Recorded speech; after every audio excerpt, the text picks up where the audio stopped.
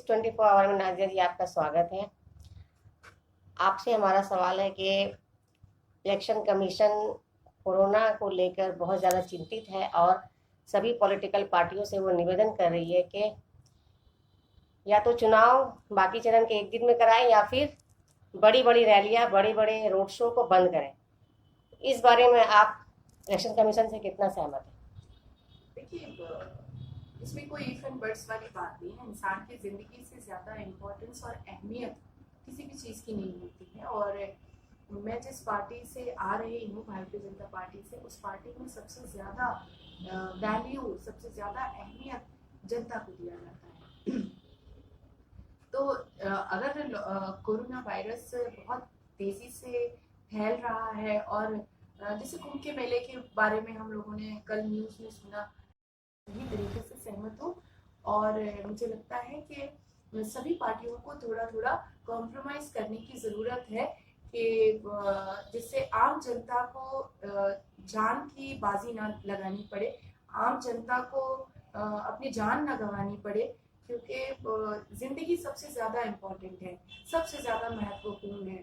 तो मेरे हिसाब से कोविड के से बचने के लिए अगर गैदरिंग इग्नोर किया जाए, बड़ी रैली और बड़े मिছিল अगर इग्नोर किए जाए, रोड शो बहुत बड़े बड़े जो है वो इग्नोर किए जाए, तो कुछ बुरा नहीं है।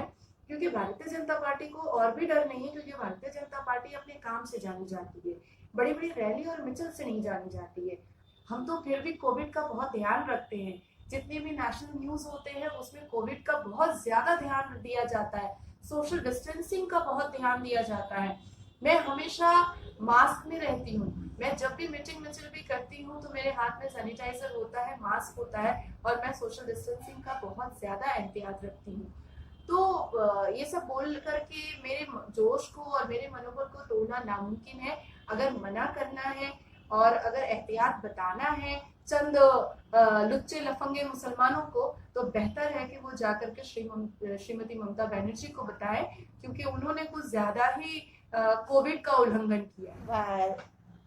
भारतीय जनता पार्टी पर ये आरोप है अन्य पॉलिटिकल पार्टियों की तरफ से कि इलेक्शन कमीशन के इशारे पे चल रही है, वरना पश्चिम बंगाल में 294 सीट के लिए 8 चरण की जरूरत नहीं थी। तो ऐसे में अब फिर इलेक्शन कमीशन जो है कोविड का ये बहाना बनाए या जो भी करे, अब 4 चरण को एक जगह समेटना चाहती है। तो इससे ऐसा स्पष्ट किया जा रहा है कि इलेक्शन कमीशन अपना कोई उनका अस्तित्व नहीं है, वो बीजेपी मतलब मोदी सरकार के इशारे पर काम। इस बात से आप कितना हद तक सहमत है? बिल्कुल सहमत नहीं हूँ, क्योंकि देखिए इलेक्शन कमीशन का अपना एक सेपरेट रोल रहता है। बहुत सारे ऐसे डिपार्टमेंट्स हैं जिनका अपना एक सेपरेट रोल होता है, जिसमें सेंट्रल गवर्नमेंट या स्टेट गवर्नमेंट का किसी भी तरीके का कोई इंटरफेयर नहीं होता है, और उनको सेंट्रल गवर्नमेंट या स्टेट गवर्नमेंट रूल नहीं कर सकती है। तो इलेक्शन कमीशन का अपना एक सेपरेट वैल्यू है, अपना एक सेपरेट डिसीजन है जिस पर वो चलते हैं।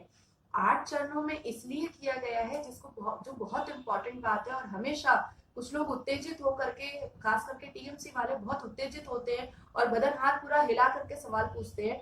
तो मैं आपसे कह दूं कि पश्चिम बंगाल में 10 सालों में हिंसा बहुत हुई है। पंचायत इलेक्शन में गर्भवती महिला का बलात्कार हुआ है। पंचायत इलेक्शन में खड़े खड़े जवान लड़कों का गला काट करके मारा गया है। पंचायत इलेक्शन के दौरान ना जाने कितने मासूम बच्चे और बच्चियों का महिलाओं के साथ मोलेस्टेशन हुआ है, मारपीट की गई है, लाठी से टीएमसी के वर्कर्स ने मारा है उनको।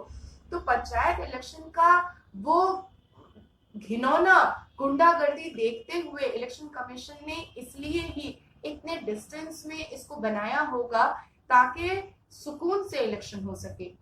इलेक्शन कमीशन ने जो भी निर्णय लिया है और आगे भी इलेक्शन कमीशन जो निर्णय लेगी, उसको सारी पार्टियों को सर झुकाकर मानना चाहिए।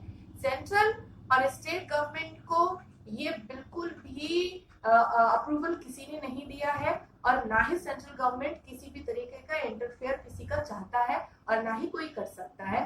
कुछ ऐसे डिपार्टमेंट्स हैं जिसको कोई भी इंटरफेयर नहीं कर सकता है। सीआरपीएफ जवानों का भी रोल इस बार बहुत ही शक के दायरे में देखा जा रहा है। एज ए बीजेपी नेत्री आपका इस बारे में क्या कहना है?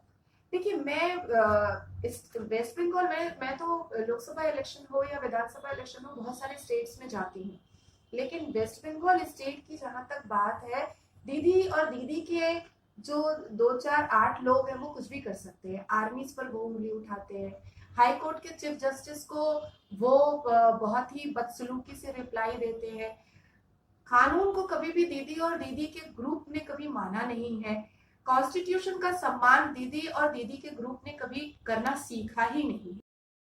जब सीआरपीएफ के जवान आए और सेंट्रल फोर्स आए तो उसको बेलन और चम्मच से मारना और उसको महिलाएं घेर लें और उसको बच्चे घेर लें और तब फिर अपना वोटिंग करवाएं, ये कौन मुख्यमंत्री बोलती हैं? कुछ बिहार में जितनी भी जाने गई हैं वो सिर्फ श्रीमती ममता बनर्जी के उस बयान से ही गई हैं। तभी ना इलेक्शन कमीशन ने एक निर्णय लिया कि उनको 24 घंटा कैंपेनिंग नहीं करने दी जाएगी।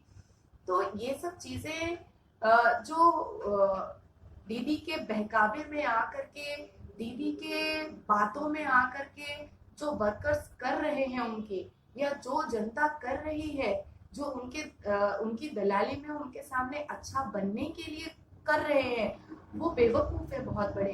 क्योंकि श्रीमती ममता बनर्जी के लिए जिसने इतना किया, सोनाली गुहो ने इतना किया, बख्शी परिवार, संजय बख्शी के परिवार ने इतना किया, शुभेंदु अधिकारी ने इतना किया, अर्जुन सिंह ने इतना किया, जब दीदी कुछ नहीं थी, वो उनकी नहीं हुई तो वो आपकी क्या होंगी? दीदी का एक रूल हमेशा रहा है, जो दीदी के लिए बहुत करता है, दीदी उसको सबसे पहले मुंह पे थूकती है। सबसे पहले जब दीदी कुछ नहीं थी तब यही संजय बख्शी थे जो उनको फंड से लेकर के दुनिया की हर चीज उनको मुहैया करके देते थे।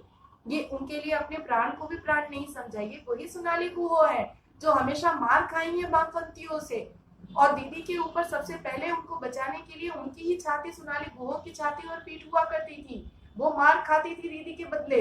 हमेशा ईगो, हमेशा बहुत ज्यादा एरोगेंट, हमेशा बहुत ज्यादा एग्रेशन में वो मीडिया में रिप्लाई देती है। जनता, स्टूडेंट्स अगर उनसे सवाल पूछते हैं तो वो स्टूडेंट्स को माओवादी बोल देती है। तो ये तो दीदी का नेचर है, ये तो दीदी ने अपने नेचर को बना के रखा है। महिलाएं शॉर्ट टेम्पर हो, और जब महिला इतने ऊंचे पद पर चली जाती है, उनके ऊपर बहुत ज्यादा प्रेशर होता है, तो महिला हो या पुरुष हो, जाहिर सी बात है कि उनका टेम्परामेंट स्टेबल नहीं रहता है, क्योंकि प्रेशर बहुत ज्यादा रहता है। लेकिन अगर आपका नेचर है सॉफ्ट स्पोकन होने का, तो वो कहीं ना कहीं से दिखता है, वो कहीं ना कहीं से नजर आता है। कोई एक चैनल मुझे उठकर बोले कि दीदी ने मुझसे प्यार से बात किया है, तो दीदी का आर्मी ऑफिसर पर शक, दीदी और दीदी के 2-5 जो आगे पीछे घूमते हैं और दूसरों के बारे में बिचिंग करते रहते हैं, उनका ये सब काम ही है दीदी को मक्खन लगाने का। वो कभी निष्पष्ट रूप में एक जो होता है कि मैं सही बात बोलूं, वो उनके अंदर हिम्मत नहीं है बोलने की, क्योंकि उनका पोस्ट छीन लेंगी। तो फरहाद हकीम जैसा चम्मच ही उनको चलेगा, उनको हम जैसे लोग चलेंगे नहीं।